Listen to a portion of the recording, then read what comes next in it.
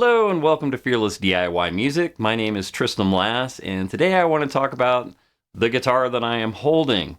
This is an interesting, kind of an interesting story, and I thought that working on this particular instrument might be of interest to those who are either in possession of a budget guitar that they have not touched in a very long time, or interested in buying a budget guitar that may have just been sitting underneath somebody's bed for a really long time, or in a closet, or wherever else it may have been stored. A good dear friend of mine asked me to take a look at this guitar. I have not done really anything to it yet. I've done a few things, but we'll talk about that in a moment. But let's get to the backstory of the guitar. He purchased this instrument in the late 90s, to the best of his recollection. It was played infrequently for the following decade, and then for the last decade, this has pretty much just been sitting in a case. The switch here is completely inoperable, which renders both pickups on all the time, which was cool because when I tested the electronics, I found that the, volume and tone pots are working fine and both pickups are live. So I will be replacing this switch, and that's kind of what started the whole idea of working on this guitar. He's like, it's got a busted switch. Can you fix the switch for me? And I'm like, oh, well, sure. No problem. Be happy to do it. But then, of course, I start looking at the instrument and I'm like, well, could you play this? No wonder you haven't played it in 10 years. The action was very, very high on it. According to him, he never had it set up. He never had adjusted a thing on it. And it had come out of the factory with very, very high action, which is standard. This is an Oscar Schmidt by Washburn 335 copy, and it's pretty standard issue for these instruments to come out of the factory and instruments of this ilk to come out of the factory set up relatively high to compensate for the fact that maybe the fretwork's not so good and they'll be buzzing and stuff. So it's better to have high action and no buzzing rather than having a guitar that frets out all over the place. So I began to dive into the instrument a little bit on over at his house on his kitchen table, and I started looking at it and I'm like, well, I want to lower the bridge and see what happens. And there was some fret out in places, and I was like, oh no. And then for a moment I thought, oh, it could have a ski jump. But of course I didn't have the guitar in the shop yet, so I kind of jumped to a few conclusions where I was like, oh man, this guitar could be, have some serious issues. And it had been sitting for so long that you just never know what could happen to an instrument when it's just unattended for a long period of time. Weird things happen to wood when something's not played or regularly maintained. Anyway, so I bring the guitar back to the shop, and my first thing was to go through the frets. So I got my fret rocker out, and I checked the entire fretboard. And as of the moment, I found a few high frets, but not enough to merit a full level. So we've got fret number 4, we have fret number 12, and we have fret, 20? Fret number 20. So I have 3 frets, relatively well spaced out, which indicates to me that I just need to address those 3 frets, and then we should be good. And most of the quacky, bad fretting out stuff is happening down here because of this high fret. Because when you're playing up high and trying to do a bend, it tends to fret out a little bit, and I'm convinced that this is the bad actor on the fretboard. So I will be leveling those 3 frets, fixing the switch, do a full polish on the frets to get them, beautiful and mirror shined. I've already checked the intonation on the guitar, and as of this moment, the intonation appears to be dead on, which just blew my mind. I will be going through the machine heads and tightening up anything that needs to be tightened.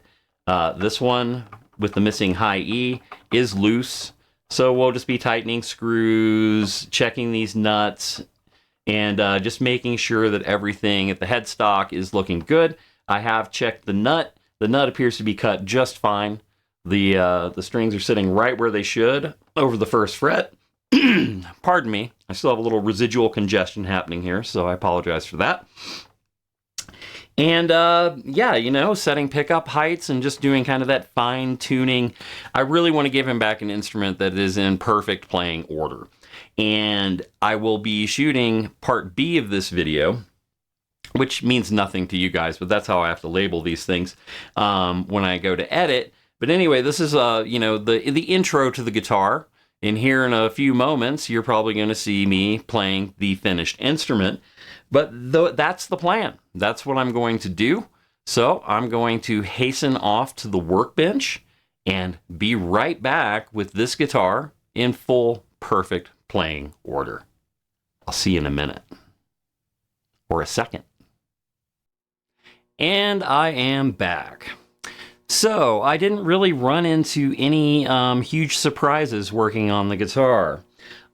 Which is great. You know, I realized it had sat for a long time and it had not been, you know, worked on in basically since it had ever been purchased. My friend had put strings on it and, you know, kept it as playable as it came out of the box for, you know, quite some time. But this is the first time that it's had a full going through and a full setup. So I just want to go through the things that I did to arrive at this. And then we'll take a quick listen to it and move on from there. All right, here we go. And I know that I already made the correction in part A of the video because I know that I'm going to put in some text. But anyway, it was the 21st fret, not the 20th fret. That was giving me trouble up top. So I went through and I leveled those 3 problem frets using the Phil McKnight method, where you take a fret rocker, you put a little bit of sandpaper in the middle of the fret rocker, and then rest the fret rocker on either side of the problem fret, and you use that as your sander to sand it down level with the neighboring frets. It works great. I love it. It's a great hack. So hats off to Phil McKnight for sharing that with the interwebs. And so anyway, I leveled those, I polished all the frets, treated the fretboard, and it's, you know, got a nice dark color now, and the frets are nice and shiny. They feel good on the fingers. The machine heads, which I talked about just a minute ago, they were all loose. It was mainly due to the nuts up here that secure the machine heads to the headstock. They were loose. The screws were also loose in the back, so I just went through and tightened all of that up. On the nut, I put in a little bit of lube just to so that there's good string movement through the nut, so it's not binding. And so I took care of that. Moving right along. Okay, when I got into the electronics, I removed this pickup in order to get to the switch. And then I noticed that the pickups were very wobbly and very nasty inside of the cavity. So I did cut some foam and inserted foam underneath these pickups to give them more stability so that when adjusting height and all that kind of stuff, they remain stable rather than wobbly and wonky. Of course, I replaced the switch, pretty straightforward. I did, you know, I looped some wire through, pulled the old switch out, did the opposite to thread the new switch in. It was pretty easy. Sometimes when you're working on a hollow body, that can be problematic or frustrating, but I found that, you know, or I find in general, if you do, you know, a decent stiff wire to move your components in and out of the openings, it usually works pretty darn well. I did tighten up the truss rod. I was going from 9s to 10s. It has just a hair of relief in the neck. So that adjustment was done. We already discussed the frets, problem frets leveled, the rest of the frets, and all the frets polished. There wasn't much setup work to be done aside from getting the bridge to the right height. Incredibly, as I mentioned before, the bridge was actually intonated, or the saddle, you know, the saddles are in the right places, and that just blew my mind. I was not expecting that. And then there's the output jack. It was loose. They're always loose. So I gave that a little tighten, and here we are. We are sitting here with this Oscar Schmidt by Washburn 335 copy. It cleaned up really nicely. It plays great. I mean, it plays as well as a guitar like this can. let's not fool ourselves into thinking, oh wow, this is as good as, you know, an Epiphone Dot, or, you know, getting into like, you know, more name brand stuff. But this thing can hold its own. It plays very comfortably. We don't have any dead frets. We don't have any fret out anywhere. There's no appreciable rattling, and I do have the action set pretty darn low. So anyway, let's see here. We're on the neck pickup. So I was having a lot of trouble at first with, you know, playing anywhere above the 12th fret.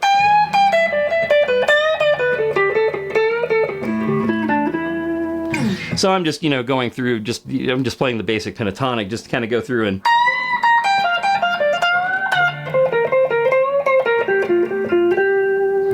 So now we can actually bend and do things above the 12th fret, and that was nigh impossible before. And it was that 21st fret was significantly high, which just caused all sorts of nasty fret out all through that whole part of the neck. So now we've got, you know, good intonation. We can play, you know, single note runs up there. Of course, we've got the new switch, so we've got, you know...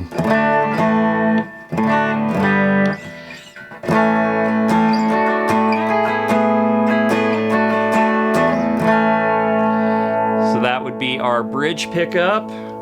The two pickups together, which of course, you know, nice for finger picking.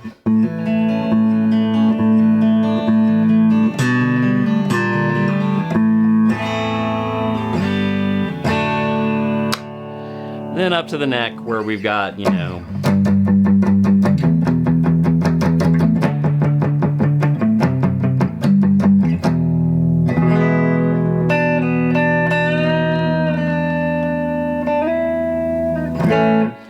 nice warm tones there, some nice chunk. So anyway, you know, the guitar is fully functional. It sat for a long time. When it was purchased, it was not taken to a luthier, and it was not properly set up. And from the factory, because I saw it, you know, as it came from the factory, basically, because my friend handed it to me, and he's like, I've never done anything to this but change the strings. So the way that it came out of the factory was pretty jacked up.